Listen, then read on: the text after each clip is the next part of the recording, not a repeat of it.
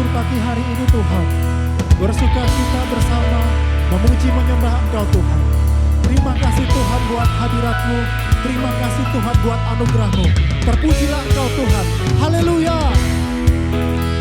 Oh, haleluya. Hey, we wanna worship you Lord.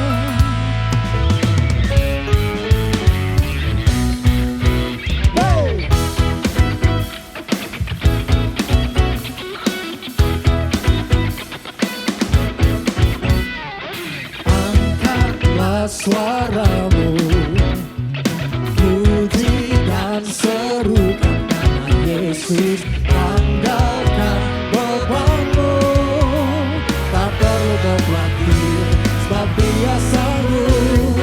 Gerakkan kakimu, menarilah dan bertepuk tangan, bersukacitalah, tak perlu berpikir, sebab Dia sanggup. Sekarang nyanyikan kebesaran-Nya, Dia kuat dan penuh kuasa. Bersorak-sorai karena kasih-Nya telah datang melawat kita. Nyanyi bagi Dia.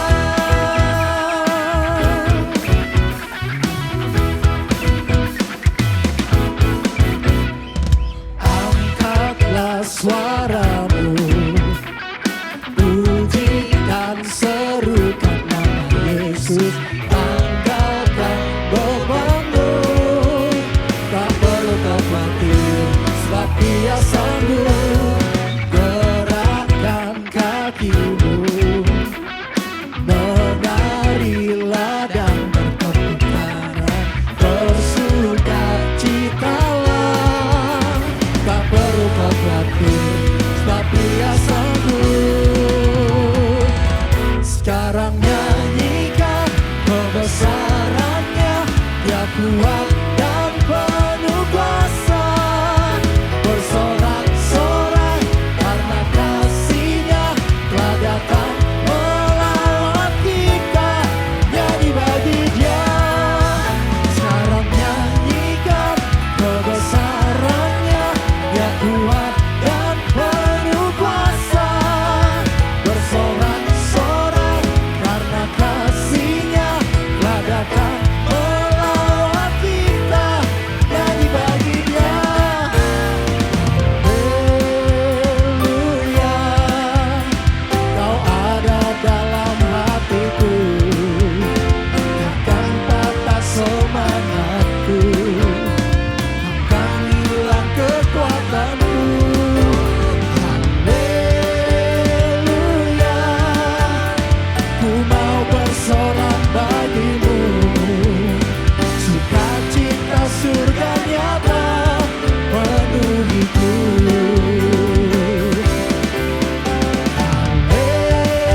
Haleluya, Kau ada dalam hatiku, takkan patah semangatku, takkan hilang kekuatanku. Haleluya, ku mau bersorak bagimu, sukacita surga nyata penuhiku. Sukacita surga nyata penuhiku. Sukacita surga nyata penuhiku.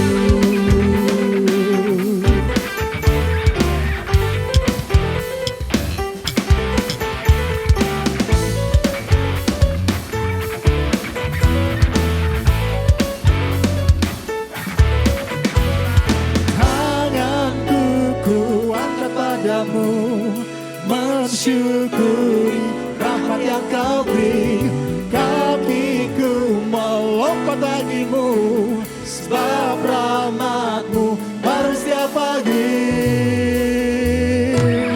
Tanganku kuangkat padamu, mensyukuri rahmat yang Kau beri.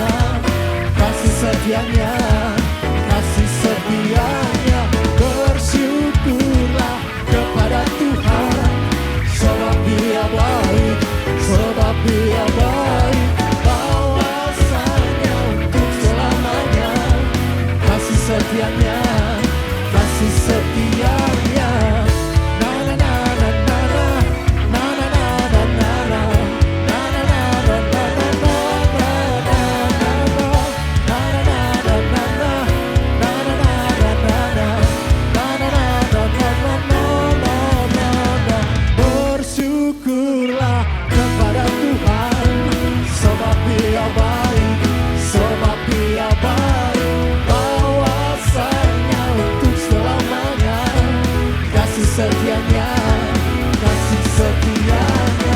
Bersyukurlah kepada Tuhan, sebab Dia baik, sebab Dia baik. Bahwasanya untuk selamanya, kasih setianya, kasih setianya. Na na na na na na, na na na na na na, na na na na na na na na na.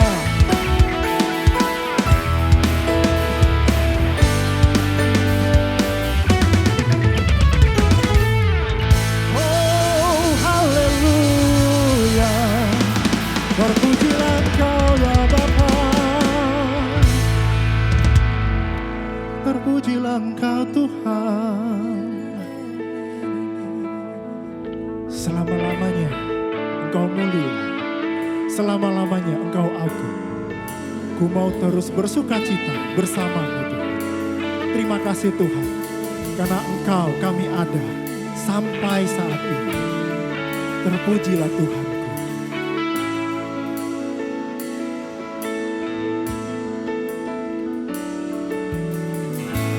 Ku menyembah dalam kudus hadirat-Mu, hampiri tata kasih karunia-Mu Bapa.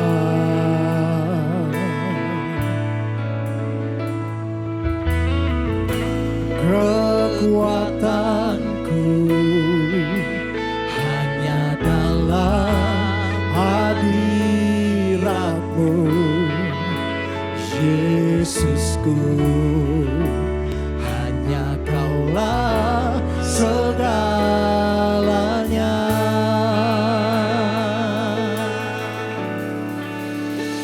Ku yakin Kau hadir di sini, ku rasakan kuasa yang tak terbatas.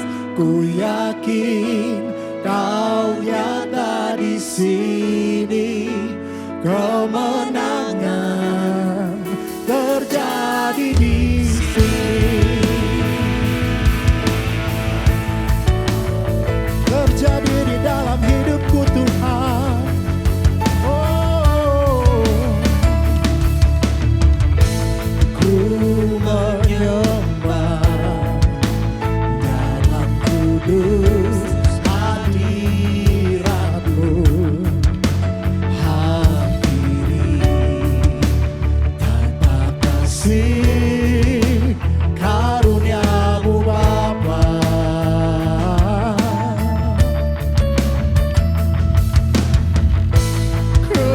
Kekuatanku hanya dalam hadirat-Mu, Yesusku. Hanya Kaulah segalanya. Kaulah segalanya Tuhan. Ku yakin Kau hadir di sini, ku rasakan kuasa yang tak terbatas.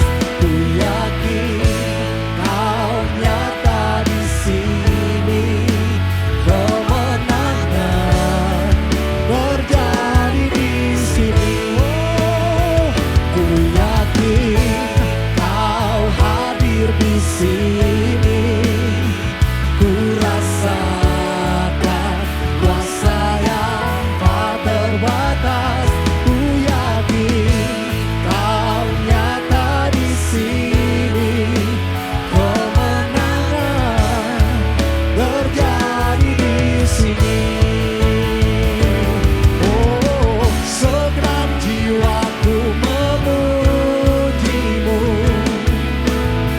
sungguh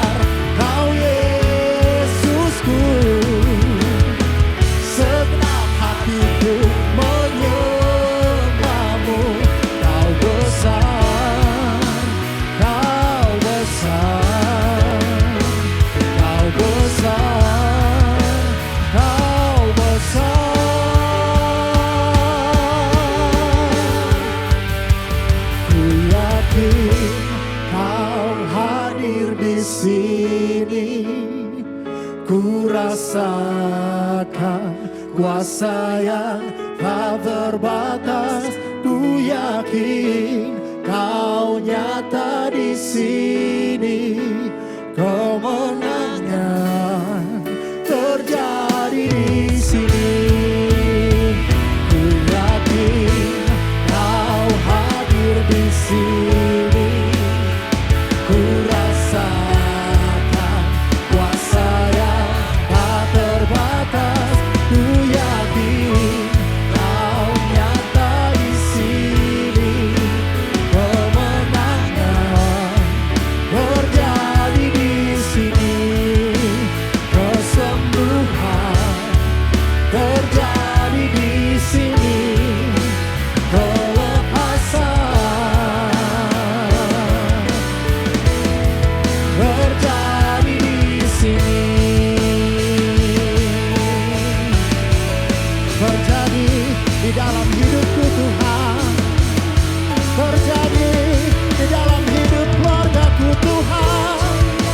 Terjadi di dalam hidup jemaat-Mu Tuhan.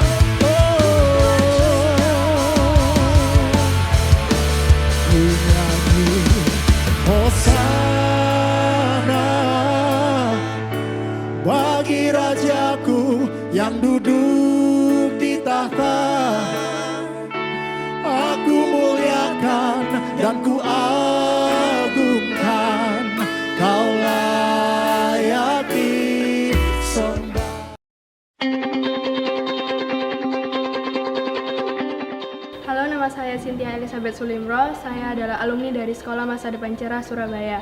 Saat ini saya sedang berkuliah di University of California, Davis. Selama 12 tahun bersekolah di MDC, saya mendapatkan banyak hal dan pelajaran tentang value-value kehidupan. Namun hal yang paling berkesan dari MDC adalah kebangkitan dan perkembangan rohani yang saya rasakan. Guru-guru di MDC sangat memperhatikan perkembangan rohani dan karakter dari setiap siswa, karena mereka percaya bahwa karakter dan kerohanian yang matang akan diikuti oleh perkembangan akademik yang maksimal. Di sekolah, saya selalu diajarkan untuk bergantung kepada Tuhan, sehingga saat ini, saat saya sendiri dan jauh dari orang tua, saya selalu ingat bahwa Tuhan selalu berserta dan akan menolong.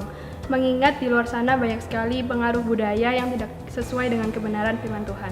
Tidak hanya perkembangan spiritual, tetapi saya juga mendapatkan banyak sekali value-value kehidupan, seperti cara bekerja keras tanpa menyerah. Selain itu, kami dilatih untuk memiliki skill dalam time management yang sangat bermanfaat di kehidupan perkuliahan saya. Dengan mengikuti ritme belajar di MDC, saya dapat dengan mudah beradaptasi di dunia perkuliahan. Thank you MDC, Tuhan Yesus memberkati.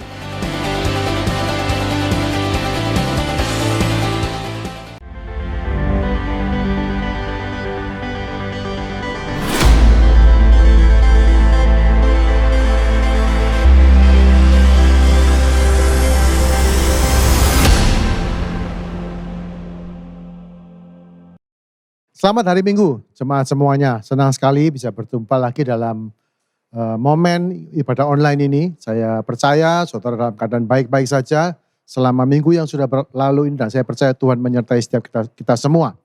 Dan sebelum kita melanjutkan ibadah ini, mari kita berdoa terlebih dahulu. Kita minta supaya Tuhan hadir dan biarlah perhatian kita sepenuhnya terfokus hanya kepada Dia. Mari kita berdoa. Tuhan, terima kasih untuk hari ini, untuk minggu yang sudah berlalu.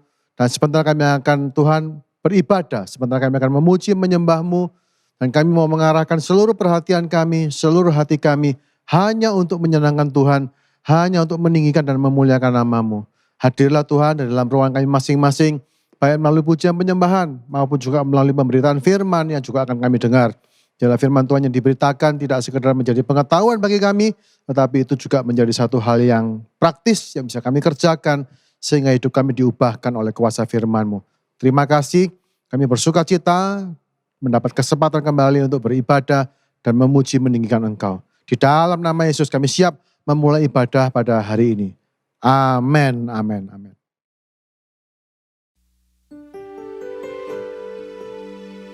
Yes. Mari kita bersama-sama untuk lebih mencari hadirat Tuhan lagi. Mengejar hadiratnya di dalam kehidupan kita.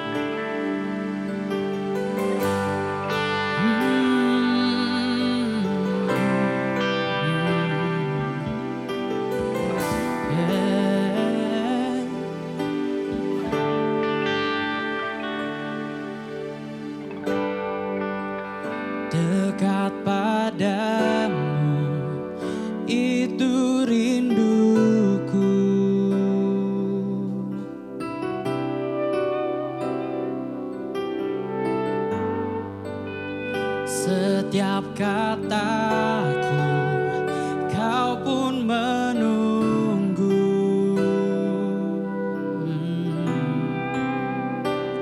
Tak kusangka ku temukan satu kasih yang abadi. Kini ku datang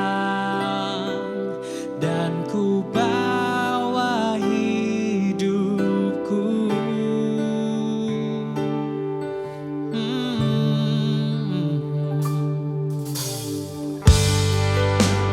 Dekat padamu itu rinduku.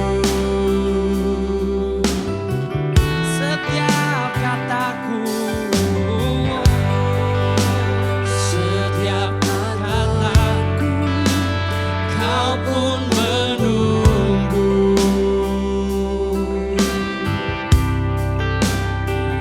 Tak kusangka ku temukan satu kasih yang abadi.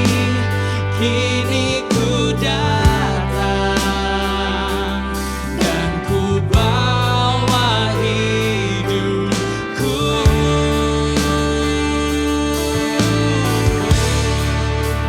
Memandang wajah kamu, mengikuti kebaikanmu, mengejar hadirmu di dalam hidupku, dan membawa sembahku, menyatakan kebesaranmu, mengejar hadirmu di dalam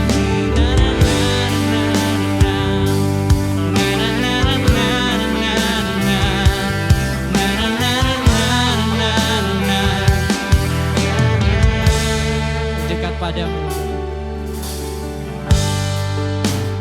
dekat padamu itu rinduku.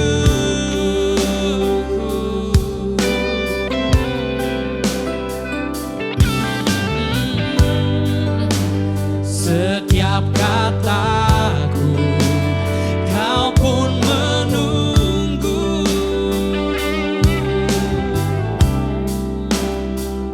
Tak kusangka ku temukan satu kasih yang abadi. Kini ku datang dan ku bawa hidupku.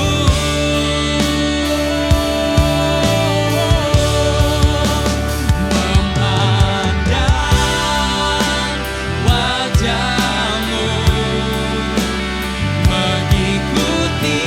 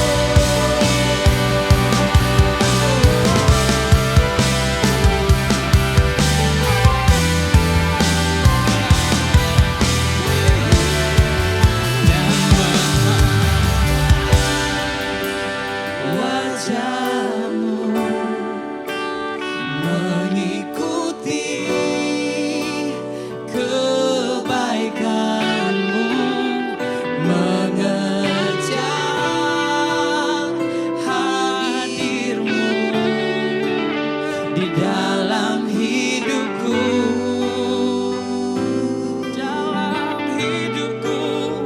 membawa selaku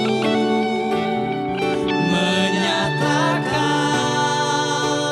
kebesaran-Mu, mengejar hadir-Mu di dalam hidupku, mengejar hadir-Mu di dalam hidup.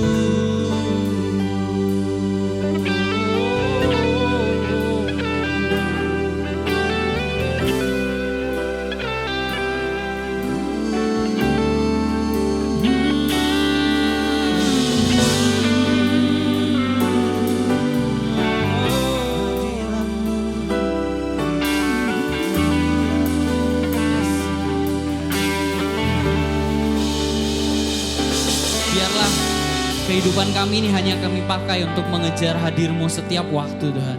Setiap hari kami Tuhan haus akan hadirat-Mu di setiap perkara, di setiap kejadian di dalam kehidupan kami Tuhan.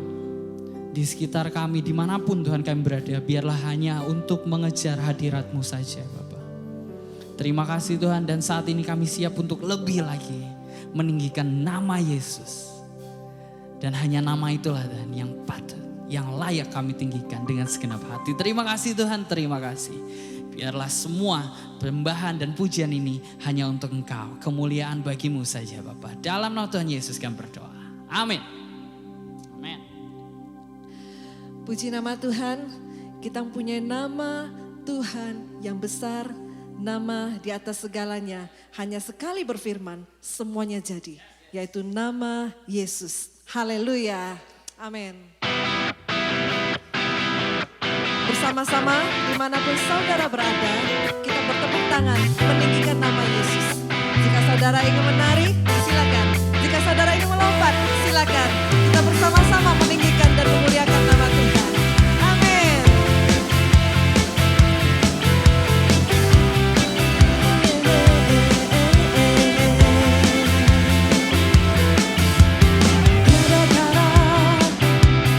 Kebesarannya, kerajaannya, kekal selamanya. Hanya dengan firman-Nya, semua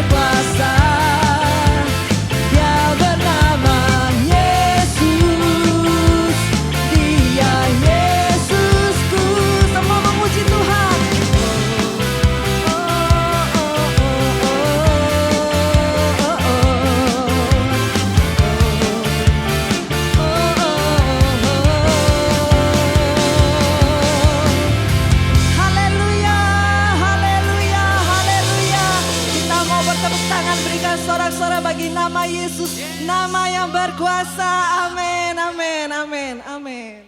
Kami percaya Tuhan dalam setiap musim hidup kami, Engkau tidak pernah meninggalkan kami. Bahkan sampai akhir hidup kami, Engkau Allah Immanuel beserta kami.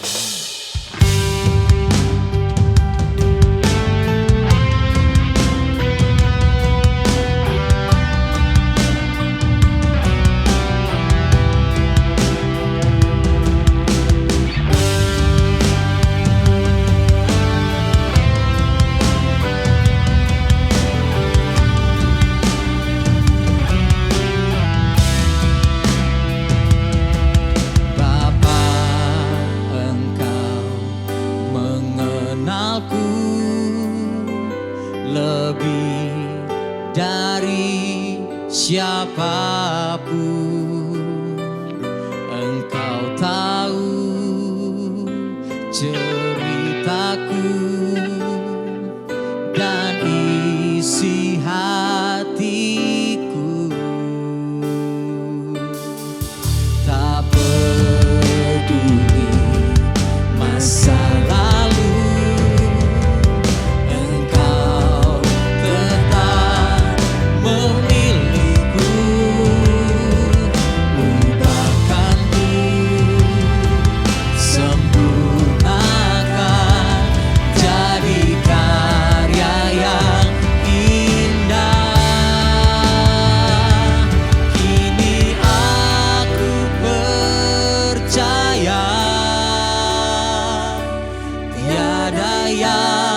mustahil bagimu. Kuasamu kuatkanku, dasarku berharap.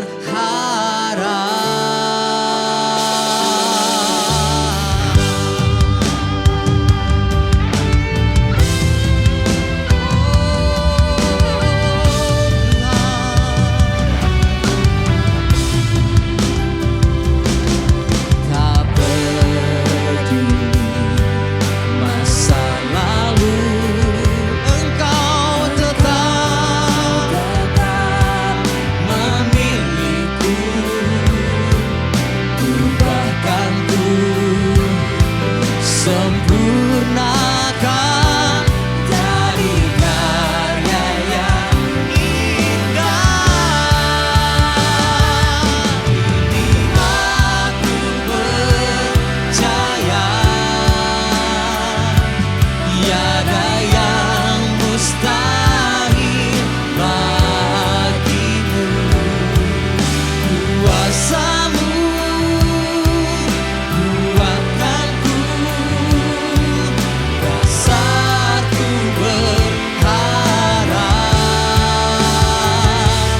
Kini aku berserah pada rancangan-Mu bagiku. Ku ikuti panggilan-Mu, bukan setia sampai akhir hidupku.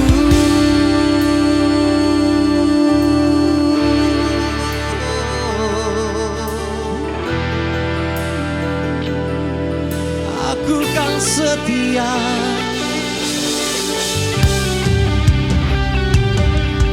pada panggilan-Mu, Yesus.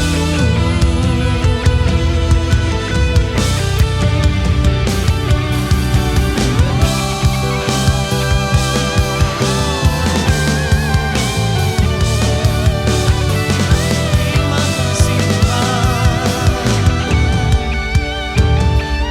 Kini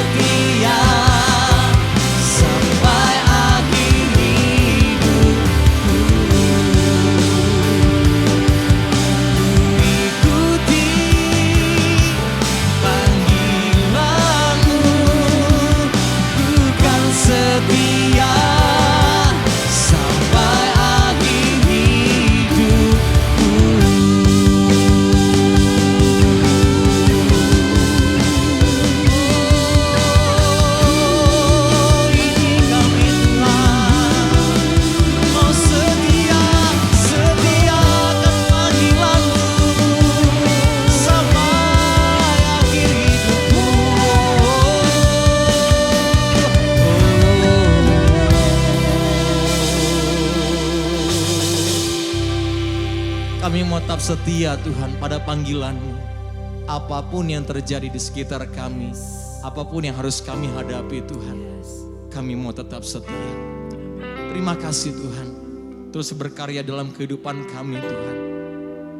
Rancangan yang indah yang sudah Engkau siapkan, bahkan sebelum kami ada di dalam dunia ini, Engkau sudah siapkan bagi setiap orang yang menaruh harapan, percayanya hanya kepadamu Tuhan. Lawat setiap kami Tuhan dimanapun kami berada, jemaat-Mu berada Tuhan. Lawat setiap kami ya Tuhan. Dan kami siap untuk mendengar firman-Mu. Di dalam nama Yesus, setiap kita yang percaya bersama katakan, amin. Amin.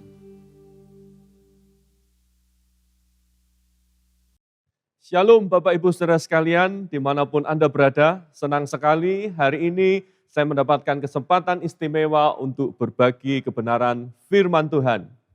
Saya ingat sekali, satu kali istri saya bercerita tentang pengalamannya berlatih tari balet tepatnya.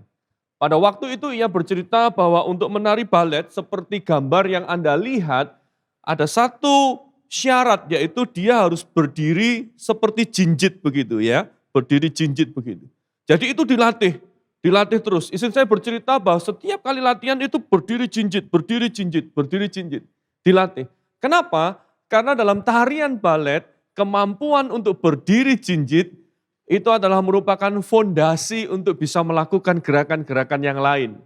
Keindahan sebuah tari balet justru ditentukan kemampuan seseorang yang bisa berdiri dengan teguh, dengan kuat. Bukankah itu juga syarat di dalam kehidupan ini? Pada waktu kecil, anak-anak juga dilatih untuk bisa berjalan dan berdiri. Dan ketika ia bisa berdiri dengan kuat, maka ia bisa melakukan aktivitas yang lain. Berdiri dengan kuat adalah sebuah fondasi syarat di dalam kehidupan ini. Tahukah Anda bahwa di dalam kehidupan rohani sama seperti itu? Kehidupan ini harus dijalani dengan sebuah kemampuan di mana kita bisa berdiri teguh menghadapi segala macam kondisi kehidupan ini. Termasuk pada saat kita mengalami pandemi seperti hari ini. Apapun yang kita hadapi, kita perlu kesanggupan untuk berdiri teguh dalam menghadapi itu semua. Di dalam kitab Kolose, Rasul Paulus menuliskan begitu banyak masukan, begitu banyak nasihat kepada jemaat Kolose, dan semua surat itu dengan tujuan yang dituliskan di dalam Kolose 4 ayat 12 supaya jemaat Kolose itu bisa berdiri dengan teguh. Itulah tujuan Paulus menulis surat Kolose. Oleh sebab itu saya percaya hari ini surat Paulus kepada jemaat Kolose itu juga merupakan nasihat yang sangat penting bagi kita. Mari kita lihat bersama khususnya di bagian pasal yang pertama dari ayat yang ke-9 sampai ayat yang ke-12. Menariknya adalah ketika Paulus ingin memberitahu jemaat Kolose supaya mereka bisa berdiri teguh di dalam menghadapi apapun juga. Pada saat mereka sudah mengikuti Tuhan, bukan berarti masalah itu berhenti. Ada banyak pergumulan dalam hidup mereka, tetapi Paulus katakan berdiri teguh. Menariknya, di awal surat Kolose ini, Paulus tidak hanya memberikan nasihat-nasihat atau ia berkata ABC, tips, motivasi supaya jemaat Kolose bisa berdiri teguh. Tetapi yang Paulus lakukan adalah ia menuliskan doa. Sepertinya Paulus tahu bahwa seseorang bisa berdiri teguh adalah hasil dari sebuah doa. Oleh sebab itu pada hari ini saya ingin mengajak kita bersama melihat bagian doa yang dituliskan Paulus kepada jemaat di Kolose di pasal yang pertama ayat yang ke-9 sampai ayat yang ke-12. Dikatakan demikian doa Paulus. Sebab itu sejak waktu kami mendengarnya kami tiada berhenti-henti berdoa untuk kamu. Kami meminta supaya kamu menerima segala hikmat dan pengertian yang benar untuk mengetahui kehendak Tuhan dengan sempurna, sehingga hidupmu layak di hadapannya serta berkenan kepadanya dalam segala hal. Dan kamu memberi buah dalam segala pekerjaan yang baik dan bertumbuh dalam pengetahuan yang benar tentang Allah. dan dikuatkan dengan segala kekuatan oleh kuasa kemuliaannya untuk menanggung segala sesuatu dengan tekun dan sabar. Dan mengucap syukur dengan sukacita kepada Bapa yang melayakkan kamu untuk mendapatkan bagian dalam apa yang ditentukan untuk orang-orang kudus di dalam kerajaan terang. Satu doa yang sangat indah dan saya pribadi memakainya untuk mendoakan kehidupan saya pribadi maupun berdoa bagi keluarga-keluarga saya. Bahkan saya memakai doa ini, contoh doa ini untuk mendoakan anak-anak saya. Nah, mari kita lihat bersama. Ada 3 hal indah yang kita bisa lihat. Yang pertama, di dalam isi doa Paulus ini terkandung kerinduan. Kerinduan kepada jemaat Kolose agar mereka itu melakukan atau hidup di dalam kehendak Tuhan. Kalau kita perhatikan di ayat ke-9 muncul kata kehendak Tuhan. Inilah yang Paulus rindukan. Inilah yang Paulus doakan terjadi di dalam kehidupan jemaat Kolose. Jemaat Kolose itu hidup di dalam kehendak Tuhan, berjalan di dalam kehendak Tuhan. Paulus mengingatkan jemaat Kolose bahwa pertobatan atau keselamatan yang mereka terima di dalam Yesus itu tidak hanya bicara tentang kehidupan yang dibebaskan dari kehukuman dosa. Tetapi Paulus berkata bahwa manusia yang diselamatkan itu berarti jemaat Kolose yang diselamatkan itu artinya mulai hari di mana mereka diselamatkan. Mereka sedang dalam satu perjalanan untuk berjalan mengikuti kehendak Tuhan. Keselamatan atau pertobatan, kalau kita membaca nanti di ayat yang ke-13 dan ayat yang ke-14, di situ jelas sekali perubahan hidup. Dulunya mengikuti kehendak manusia, hidupnya semau-maunya sendiri, hidupnya mengikuti apa yang menyenangkan kehendak kita sendiri. Tetapi saat kita bertobat, saat kita mendapatkan kasih karunia Allah dalam hidup kita melalui karya Yesus di kayu salib, maka saat itulah ini adalah sebuah perjalanan untuk mengikuti kehendak Allah, mengikuti kehendak Tuhan. Dan menariknya di ayat-ayat ini, di dalam doa ini, Paulus menyebutkan kehidupan yang mengikuti kehendak Tuhan adalah kehidupan yang memiliki ciri-ciri. Dan perhatikan yang pertama dikatakan di ayat yang ke-10a, dikatakan orang yang mengikuti kehendak Tuhan adalah orang yang hidupnya selalu berusaha berkenan kepada Allah. Kehidupan yang berkenan, itulah kehidupan yang mengikuti kehendak Tuhan. Hidup yang berkenan. Yang kita lakukan dalam hidup ini cuma satu, yaitu ingin menyenangkan hati Allah Bapa kita yang ada di surga. Itulah kehidupan yang mengikuti kehendak Tuhan. Lalu yang kedua, kita temukan di ayat yang ke-10b dikatakan di situ kehidupan yang menghasilkan buah. Kehidupan yang berjalan di dalam kehendak Tuhan adalah kehidupan yang berbuah. Berkenan, berbuah. Berbuah itu di dalam pengajaran dan surat-surat Paulus selalu berbicara tentang kehidupan yang menghasilkan jiwa-jiwa. Artinya apa? Artinya kehidupan pertobatan kita itu juga menghasilkan kehidupan pertobatan orang lain. Kita tidak hanya menikmati berkat Allah sendiri, tapi kita menjadi saluran berkat bagi orang lain. Itulah kehidupan yang berbuah. Berkenan menyenangkan hati Tuhan dan kemudian hidup kita ini menghasilkan buah. Lalu ciri yang ketiga dari kehidupan yang melakukan atau berjalan di dalam kehendak Tuhan adalah kehidupan yang mudah bersyukur dan bersukacita. Mudah bersyukur dan bersukacita. Dulu pada waktu kita hanya hidup mengikuti kehendak kita, hidup kita ini mudah ngomel, hidup kita ini hanya dipenuhi dengan keluhan, keluh kesah setiap hari. Tetapi ketika kita sudah disentuh oleh kasih Tuhan dan saat kita sekarang berjalan di dalam kehendak Tuhan, maka yang muncul dari mulut kita adalah ucapan syukur. Yang memenuhi hidup kita adalah sukacita. Inilah kehidupan yang mengikuti atau berjalan di dalam kehendak Tuhan. Itulah yang Paulus doakan terjadi dalam jemaat Kolose. Dan kemudian di ayat yang ke-12b dikatakan ada pengharapan, berpengharapan akan kedatangan Yesus. Bahwa yang kita jalani di dunia ini adalah hal yang sementara. Tetapi tempat kita yang utama, yang sesungguhnya adalah di dalam kekekalan. Tinggal bersama dengan Yesus di dalam kerajaannya. Satu kali kelak ia akan datang kembali. Ia akan memerintah dunia ini sebagai raja di atas segala raja dengan penuh otoritasnya, dengan segala kepenuhannya. Di saat itulah kita bisa menikmati secara penuh damai sejahtera, sukacita dan kebenaran yang ada di dalam kerajaannya. Dengan pengharapan seperti itulah hari ini kita juga menjalani perjalanan iman kita. Inilah kehidupan yang dipenuhi dengan atau berjalan di dalam kehendak Tuhan yang menjadi isi doa Rasul Paulus. Oleh sebab itu yang pertama atau sebelumnya saya ingin menampilkan satu quote yang dituliskan oleh Pak Andreas Seharjo, dikatakan penemuan terbesar dalam hidup ini adalah mengetahui kehendak Tuhan. Ya, ini adalah sebuah keyakinan yang luar biasa. Hal yang paling utama yang harus diusahakan, yang harus didoakan, yang harus dikejar di dalam hidup ini adalah mengetahui kehendak Tuhan dan berjalan di dalam kehendak Tuhan.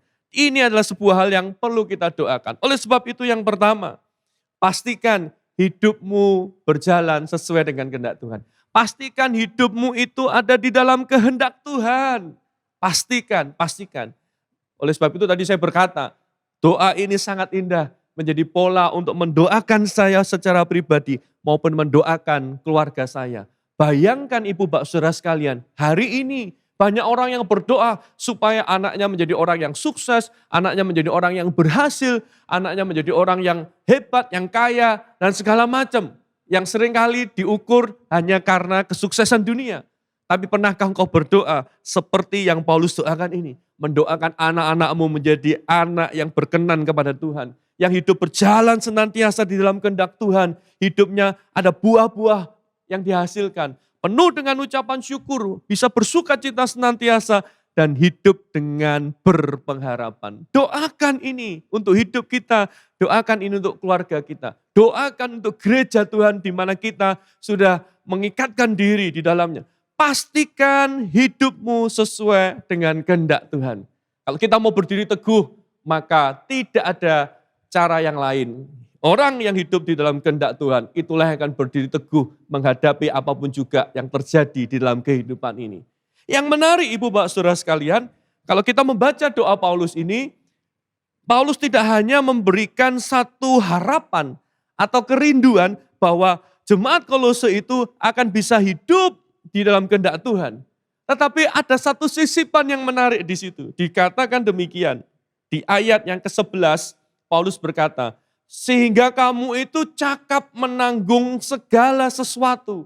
Sehingga kamu itu bisa menanggung segala sesuatu. Tadi ya, kalau saya pakai kata berdiri teguh, kamu bisa berdiri teguh dan kamu bisa menanggung segala sesuatu dengan, nah ini menarik.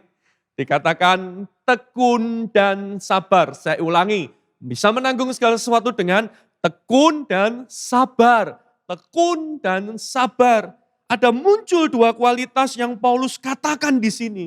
Bahwa dalam perjalanan mengikuti kehendak Tuhan, maka ada dua kualitas hidup yang seharusnya ada dalam kehidupan anak-anak Tuhan. Yaitu tekun dan sabar. Tekun dan sabar. Paulus melihat itu. Dan ia mungkin sudah, bukan mungkin ya, dia sudah mengalaminya di dalam hidupnya. Bahwa yang membuat dia bisa terus berdiri teguh, bisa membuat dia berjalan di dalam kehendak Tuhan adalah dua kualitas hidup ini. Tekun dan sabar. Sedikit bicara tentang bahasa atau kata yang dipakai di situ, maka ketika Paulus menyebutkan kata tekun, itu bicara tentang endurance. Ya, di dalam bahasa aslinya memakai kata hupomone, atau kesannya adalah kata ini memakai satu kualitas hidup dalam menghadapi situasi yang sulit, ya, menghadapi situasi yang sulit. Tak mudah menyerah kalau saya boleh mendefinisikannya. Artinya Paulus sedang berkata dalam menghadapi kehidupan ini, saat engkau terus berusaha untuk berjalan di dalam kehendak Tuhan, maka engkau perlu satu kualitas hidup yaitu endurance. Ada situasi sulit yang akan kau hadapi, tapi mari tak mudah menyerah, tak mudah menyerah. Bagaimana dengan kata sabar? Kata sabar itu memiliki makna passion atau makrotomia dalam bahasa aslinya, artinya menghadapi orang yang sulit. Rupanya Paulus sangat mengerti bahwa kehidupan ini harus memiliki kualitas tak gampang marah. Tak gampang marah. Sabar. Dengan dua kualitas ini kita bisa melihat bahwa inilah kehidupan kita. Saat kita ingin menjalani kehidupan, berjalan di dalam kehendak Tuhan, ingin berkenan kepada Dia, berbuah, terus bersuka cita dan bersyukur, bahkan penuh dengan pengharapan. Kita akan menghadapi situasi yang sulit, kita akan menghadapi orang-orang yang sulit. Tapi Paulus katakan, tekunlah, jangan menyerah, sabarlah, jangan mudah marah. Ini satu kualitas yang Paulus doakan terjadi di dalam jemaat Kolose. Dan saya percaya, mari doakan itu terjadi dalam hidup kita. Di dalam catatan kehidupan Paulus, maka doa Kolose ini dinaikkan Paulus dari penjara. Pada waktu Paulus menuliskan surat Kolose dan ia berdoa kepada jemaat Kolose, tahukah Anda, ia mendoakannya dari balik jeruji penjara. Wah, ini sebuah kehidupan yang sangat sulit, situasi yang sangat sulit pada waktu itu. Ia menghadapi orang-orang yang sulit, bukan hanya dari penentang-penentangnya, tapi bahkan orang-orang dekat dia, ada yang meninggalkan dia. Situasi dan orang-orang sulit begitu mendera kehidupan Paulus pada waktu itu. Tapi Paulus mengingat bahwa untuk bisa mengakhiri perjalanan iman untuk mengikuti kehendak Tuhan dengan sempurna, perlu kualitas tekun dan sabar. Di dalam catatan yang lain, di dalam 1 Korintus 4 ayat 11 sampai 13 misalnya, dikatakan demikian, sampai saat ini kami lapar, haus, telanjang, dipukul dan hidup mengembara. Kami melakukan pekerjaan tangan yang berat. Kalau kami dimaki, kami memberkati. Wah, ini keren, ini keren. Dimaki, memberkati. Bukan balas, bukan tambah marah, bukan. Dimaki, memberkati. Kalau kami dianiaya, kami sabar, kata Paulus. Kalau kami difitnah, kami tetap menjawab dengan ramah. Kami telah menjadi sama dengan sampah dunia, sama dengan kotoran dari segala sesuatu. Oleh sebab itu, hal yang kedua yang kita bisa temukan di dalam doa Paulus kepada jemaat Kolose, supaya ini juga doakan kita mendoakannya terjadi dalam kehidupan kita, dalam keluarga kita. Maka yang kedua, pilihlah untuk tekun dan sabar dalam segala keadaan. Yang pertama tadi, putuskan untuk berjalan di dalam kehendak Tuhan. Maka yang kedua, dalam menjalani kehendak Tuhan itu, pilihlah untuk tekun dan sabar dalam segala keadaan. Pilihlah tekun dan sabar. Engkau sedang menghadapi masa-masa yang sulit hari ini, situasi yang sulit dalam perekonomian, dalam keluarga, dalam apapun juga. Engkau sedang menghadapi orang-orang yang sulit. Bukannya orang itu datang mendukung, tapi seperti orang itu dalam bahasa Jawanya gandolin atau menjadi beban dalam hidup kita. Maka pilihlah untuk tekun dan sabar. Tekun dan sabar. Dan tetapi tentu ini tidak mudah Bapak Ibu sekalian. Berjalan di dalam kehendak Tuhan untuk bisa berkenan, berbuah, bersyukur, bersukacita dan berpengharapan itu saja sudah sulit. Apalagi Paulus berkata harus disertai dengan kualitas tadi tekun dan sabar. Kita tahu itu bukan sesuatu yang mudah. Tetapi satu hal yang indah adalah kita temukan di dalam ayat yang ke-11. Di dalam doanya Paulus berkata demikian. Dan dikuatkan dengan segala kekuatan oleh kuasa kemuliaannya untuk menanggung segala sesuatu dengan tekun dan sabar.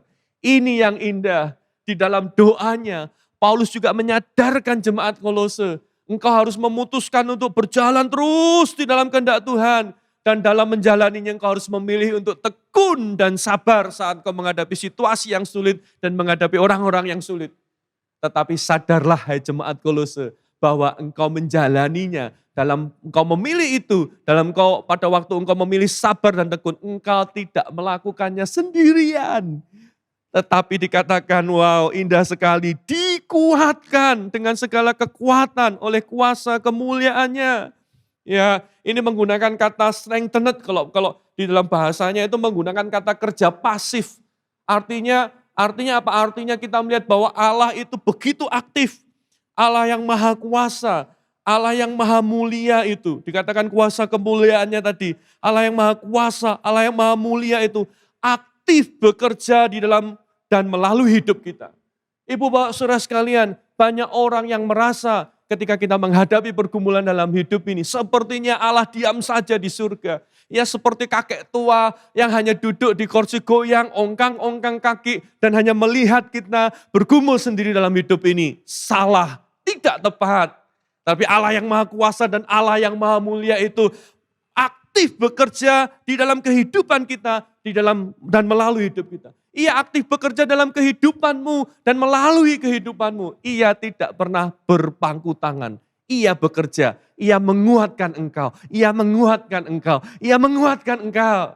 Allah seperti itu yang diyakini oleh Paulus. Dan itu menjadi doa Paulus kepada jemaat Kolose. Hari ini saya berdoa, dimanapun engkau berada, apapun yang sedang kau alami dalam hidup ini jemaat Tuhan, Allah melalui Roh Kudus-Nya akan menguatkan engkau.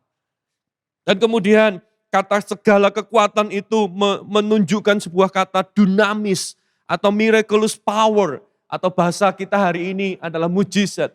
Mujizat itu bukan sesuatu yang hanya yang heboh-heboh, sesuatu yang keren-keren, tetapi mujizat itu adalah sebuah perjalanan iman di mana kita tidak sanggup untuk tekun dan sabar. Allah hadir di situ menguatkan hidup kita. Itu mujizat yang kita butuhkan hari demi hari dan Allah menyediakannya di dalam hidup ini.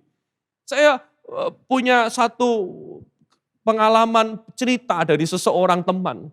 Ia harus pulang ke satu kota di tempatnya, di rumahnya kembali untuk merawat dalam pergumulan ekonomi dan pergumulan hidupnya berkeluarga. Ia harus merawat orang tuanya. Tidak hanya satu, dua orang tuanya, papa dan mamanya. Tidak hanya papa mamanya, dia harus merawat neneknya. Dan saudara tahu, Bapak Ibu saudara tahu, tiga-tiganya ini dalam posisi yang tak berdaya. Mereka hanya bisa tidur terkapar di kasur. Maaf kata, untuk buang kotoran pun hanya bisa ada di atas ranjang. Dan mereka harus merawat tiga-tiganya. Sampai kapan pergumulan itu berhenti? Saya bukan bermaksud berkata bahwa kita tidak boleh merawat orang tuanya. Harus. Tetapi dalam kasus ini, waktu mereka harus merawat orang tuanya dalam kasus yang begitu berat buat hidup mereka. Mereka harus siapkan dana, mereka harus support dana, bahkan tidak hanya uang yang harus mereka keluarkan, tapi mereka harus keluarkan tenaga, energi. Mereka lakukan itu dengan tenaga, dengan daya mereka. Sampai kapan itu terjadi? Itu adalah sebuah kehendak Tuhan dalam hidup mereka. Bisa menyayangi orang tua, bisa berbuah dalam hidupnya, sehingga orang tuanya itu juga boleh mengenal kasih Kristus melalui hidup mereka. Sampai kapan itu selesai? Minta maaf, sampai mereka dipanggil Tuhan satu persatu. Artinya apa? Artinya bahkan dalam kehidupan ini ada pergumulan-pergumulan yang sepertinya baru selesai nanti kalau ya ada kematian. Kalau itu berhenti pada saat ya sudah mati. Atau kitanya yang mati, minta maaf. Tetapi itulah kenyataan kehidupan. Dalam menjalaninya begitu sulit. Saya ketemu dengan seseorang yang bertobat karena mendapat mujizat Tuhan. Luar biasa, kesembuhan luar biasa. Tetapi setelah beberapa waktu sakit lagi. Dan saat sakit yang kedua kali ini, mujizat tidak terjadi. Mujizat kesembuhan maksud saya. Tetapi dia begitu tenang menghadapi kehidupan ini. Ia begitu sabar menerima kondisi sakit penyakitnya. Kenapa? Karena Allah melakukan mujizat yang tidak dipikirkan. Yaitu memberikan kekuatan di dalam hati untuk bisa menghadapi pergumulan itu. Itu yang kita butuhkan. Dan Allah secara aktif menguatkan hidup kita. Sehingga kita ini bisa tekun dan sabar dalam menghadapi pergumulan hidup ini. Oleh sebab itu, poin yang ketiga, yang pertama tadi, pilih untuk hidup dalam kehendak Tuhan. Yang kedua, pilihlah untuk bisa tekun dan sabar dalam menghadapi sesuatu. Dan yang ketiga, percayakan hidupmu pada pimpinan Allah yang kuasanya tak terbatas. Anda dan saya terbatas. Anda dan saya ini sebenarnya powerless. Hanya Allah yang tak terbatas dan Allah siap menguatkan hidup kita. Allah selalu menguatkan hidup kita melalui pekerjaan Roh Kudus-Nya yang indah di dalam kehidupan kita. Percayakan hidupmu pada pimpinan Allah yang kuasanya tak terbatas. Oleh sebab itu, sangat-sangat indah kalau Gereja MDC Surabaya di saat-saat pandemi ini, maka satu hal yang kita mau terus sounding dan kita selalu ingin mengingatkan adalah tentang kehidupan doa. Kehidupan doa. Seperti yang Pak Andreas Harjo pernah katakan, orang yang paling banyak berlutut, hidupnya akan berdiri paling teguh. Kembali kepada judul firman pada hari ini yaitu berdiri dengan teguh. Inilah rahasianya. Orang yang mau berdiri teguh dalam menghadapi segala sesuatu dengan tekun dan sabar adalah orang yang justru yang paling banyak berlutut, yang menyerahkan kehidupannya kepada pimpinan Allah yang berkuasa melalui doa-doanya. Ini adalah sebuah hal yang indah. Saya berdoa supaya doa Paulus kepada jemaat Kolose ini menjadi terjadi dalam hidup kita. Terjadi dalam kehidupan Bapak, Ibu, Saudara sekalian. Saya tutup dengan membacakan sebuah kesaksian yang begitu indah dari seorang misionaris yang fotonya Bapak, Ibu, Saudara bisa lihat, yaitu dari seorang yang bernama Helen Roosevelt. Helen Roosevelt ini adalah seorang misionaris yang luar biasa biografi kehidupannya. Ia mengalami panggilan Tuhan dan menjalani panggilan Tuhan, kehendak Tuhan itu dengan mungkin menurut saya di atas rata-rata orang. Karena ia menyerahkan hidupnya di dalam satu perjalanan misi yang berat. Berat, bahkan itu menyiksa badan. Bahkan kalau kita membaca biografinya ada banyak kengerian. Harga yang begitu berat yang harus dia bayar. Tentu saja bersama dengan kekuatan Allah. Ada banyak cerita kesaksian hidup bagaimana Allah menguatkan dia dalam menjalani panggilannya. Dia meninggal pada usia 91 tahun setelah melayani Allah dengan luar biasa. Satu kali Helen bercerita di dalam satu kesaksian begitu. Dan kesaksiannya itu dituliskan di dalam satu buku cerita untuk anak-anak. Saya mau ceritakan ini bagi Bapak Ibu Saudara sekalian. Malam hari itu, ibu itu sudah berusaha kami tolong. Pada waktu ia mau melahirkan, dia sudah berusaha kami tolong. Tetapi sepertinya Tuhan berkehendak lain. Ibu itu tak sanggup lagi. Dan pada waktu bayi itu dilahirkan, maka pada saat yang sama si ibu menghembuskan nafas yang terakhir.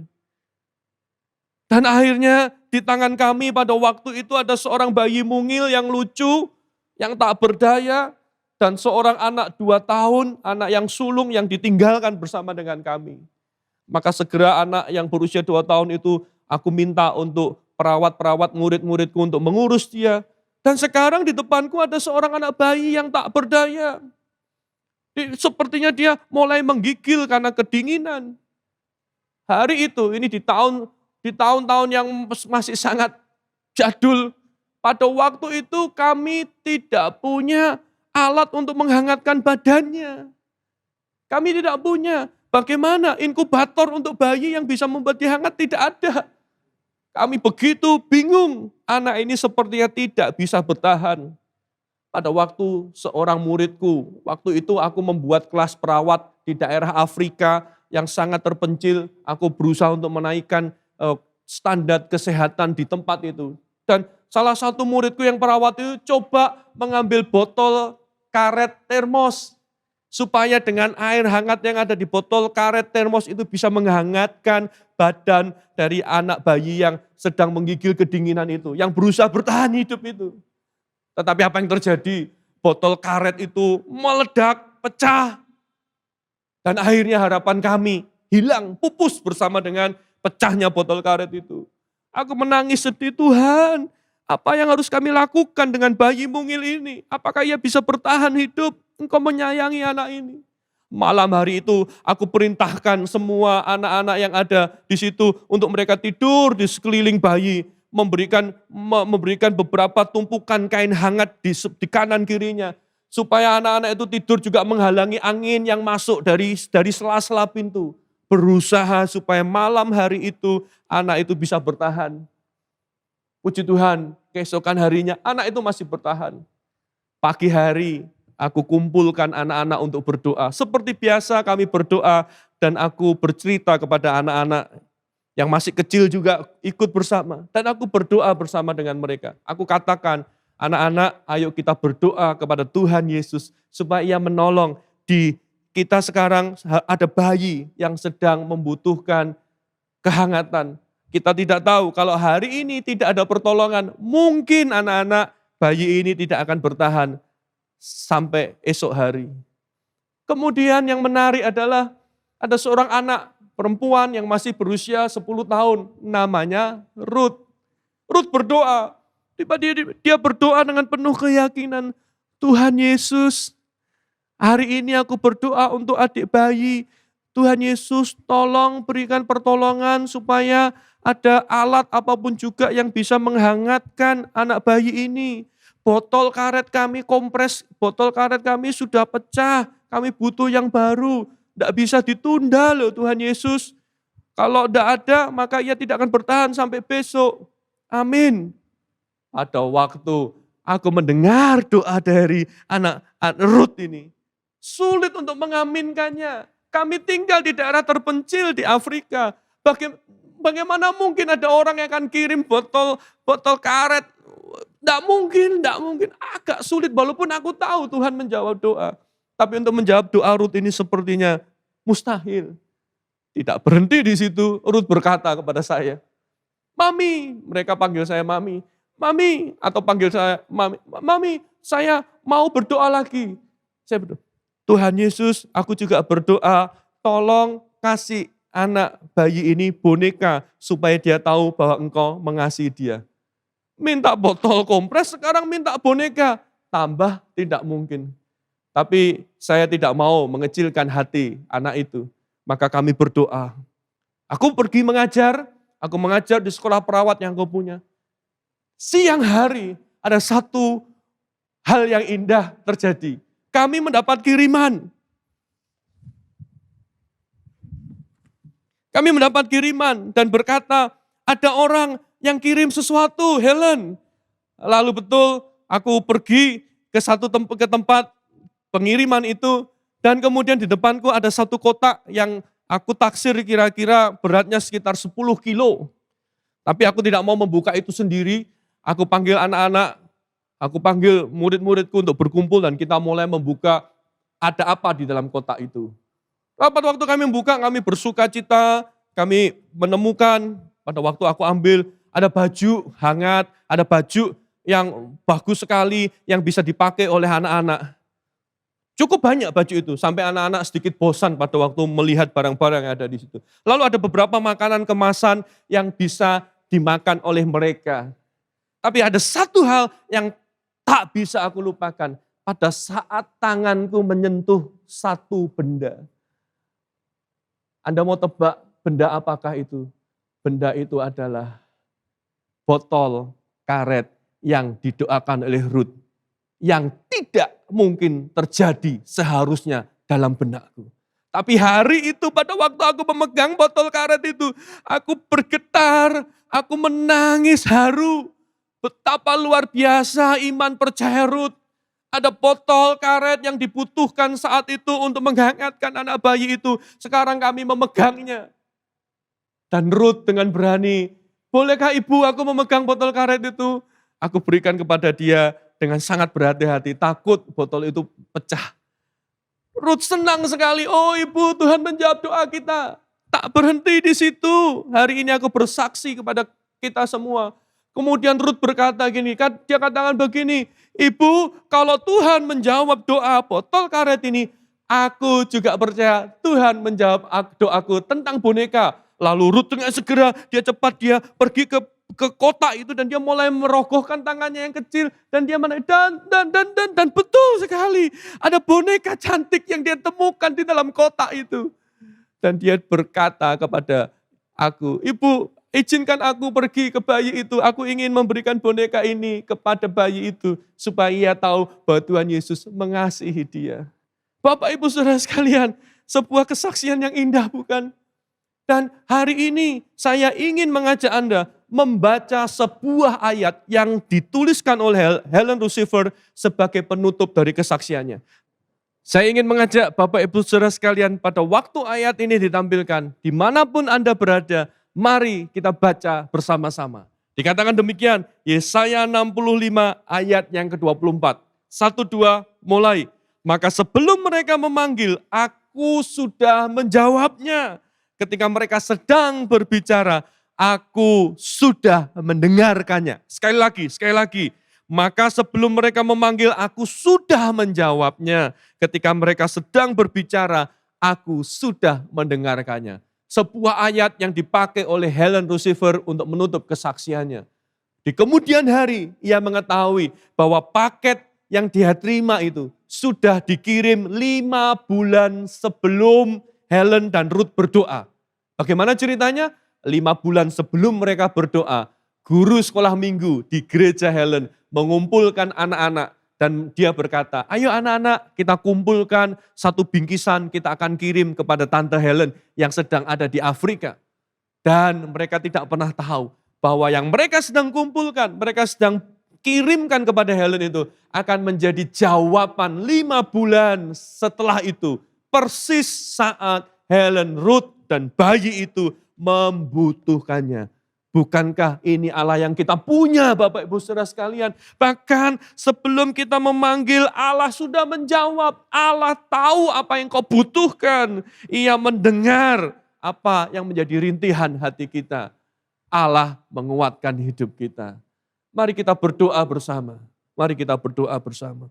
Dimanapun engkau berada, hari ini, apapun yang sedang kau alami, putuskan untuk selalu mengikuti kehendak Tuhan.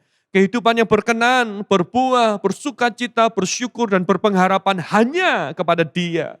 Yang kedua, apapun yang sedang kau alami, apapun yang sedang kau hadapi, pilihlah untuk tekun dan sabar. Dan yang ketiga, serahkan dirimu kepada Allah yang kuat. Berdoalah, jadikan hidupmu menjadi mezbah doa.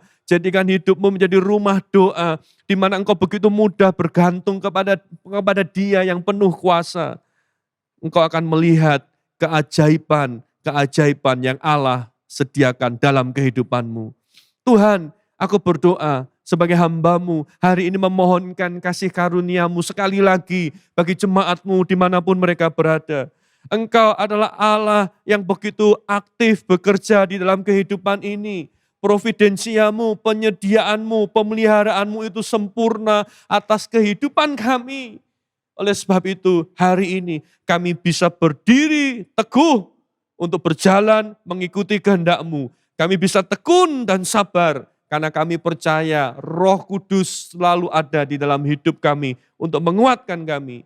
Hari ini kalau ada dari antara jemaat-Mu yang sedang bergumul, biarlah mereka memilih untuk tekun dan sabar. Kalau hari ini mereka sudah berputus asa, mereka sudah patah arang, hari ini kuasa Roh Kudus nyata dalam hidup mereka.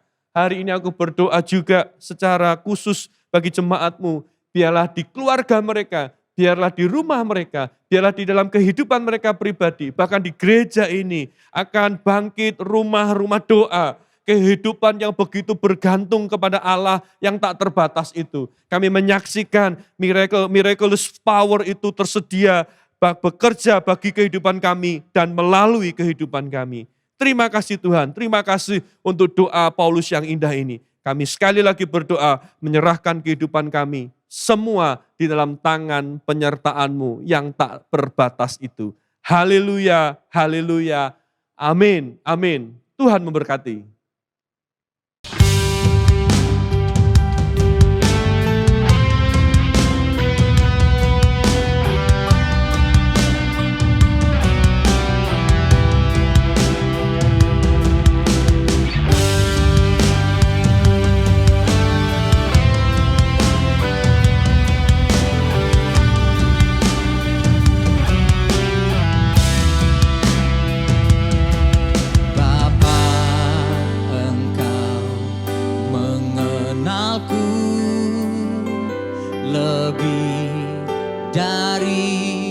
Siapapun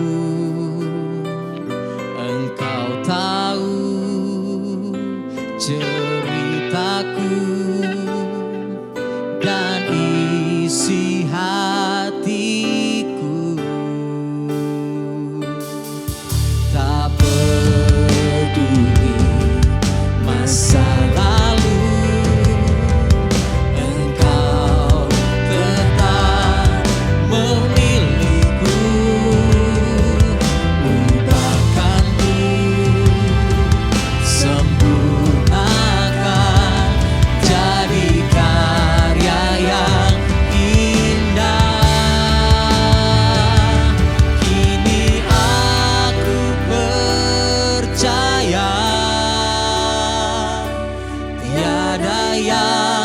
mustahil bagi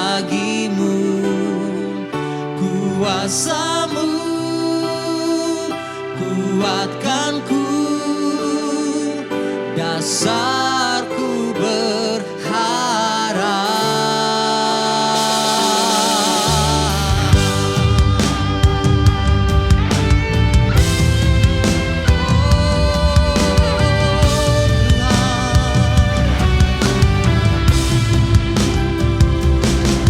Tak peduli masa lalu, Engkau tetap memilihku.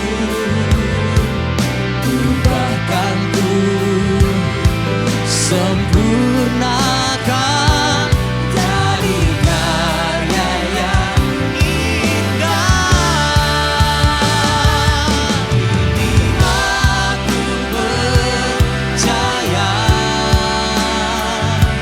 tiada yang mustahil bagimu. Kuasa-Mu kuatkanku, dasarku berharap.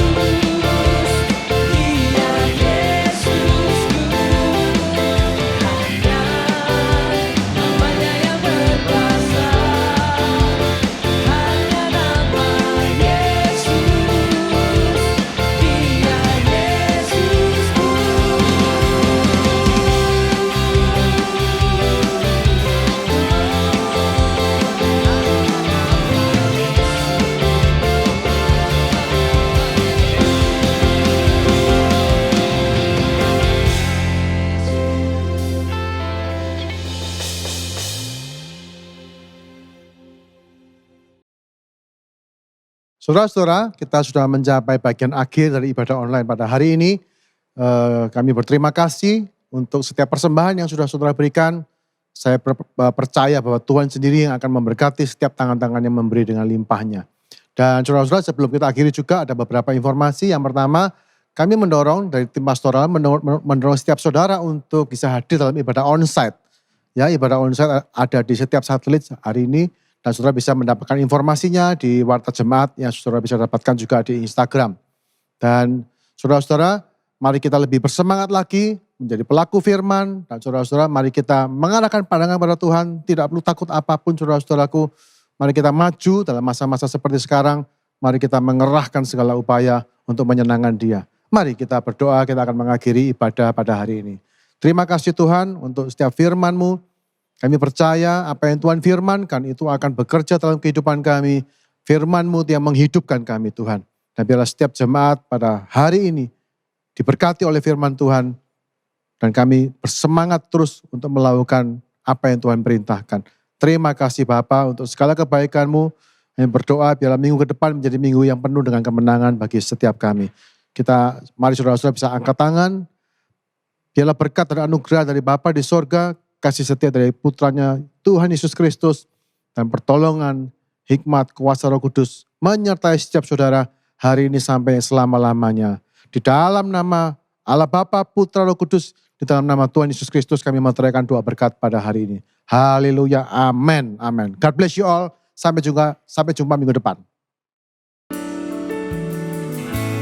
Ku menyembah dalam kudus hadirat-Mu,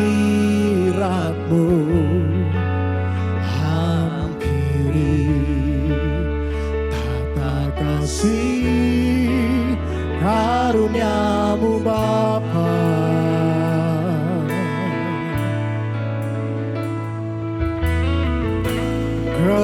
Kekuatanku hanya dalam hadirat-Mu, Yesusku.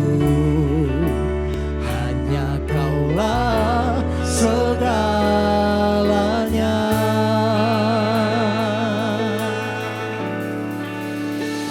Ku yakin Kau hadir di sini. Ku rasakan kuasa yang tak terbatas. Ku yakin Kau nyata di sini. Kemenangan terjadi di sini.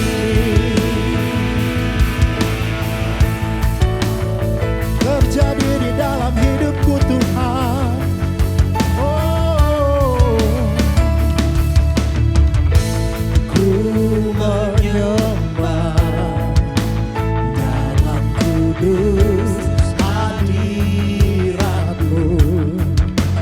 Hampiri tanpa kasih karunia-Mu Bapa.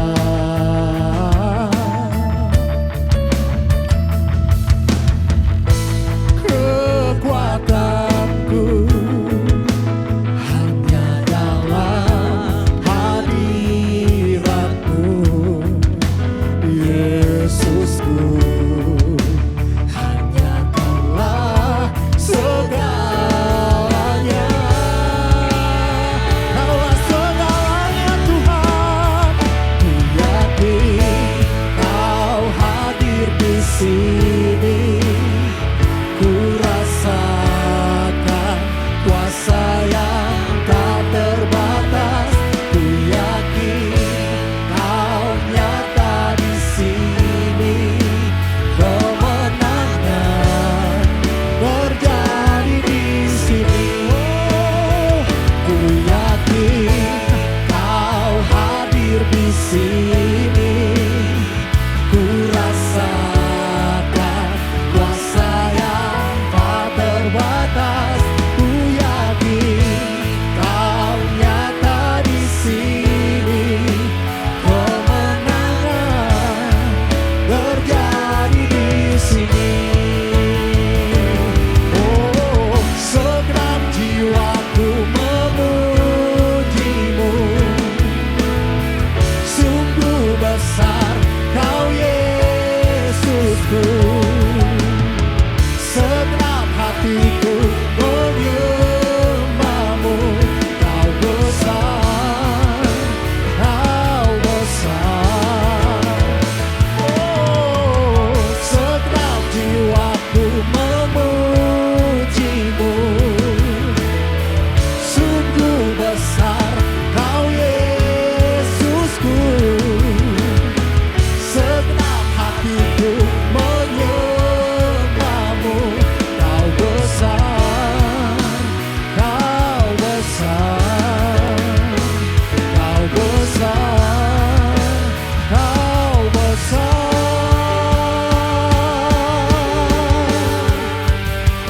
Ku yakin Kau hadir di sini. Ku rasakan kuasa yang tak terbatas. Ku yakin Kau nyata.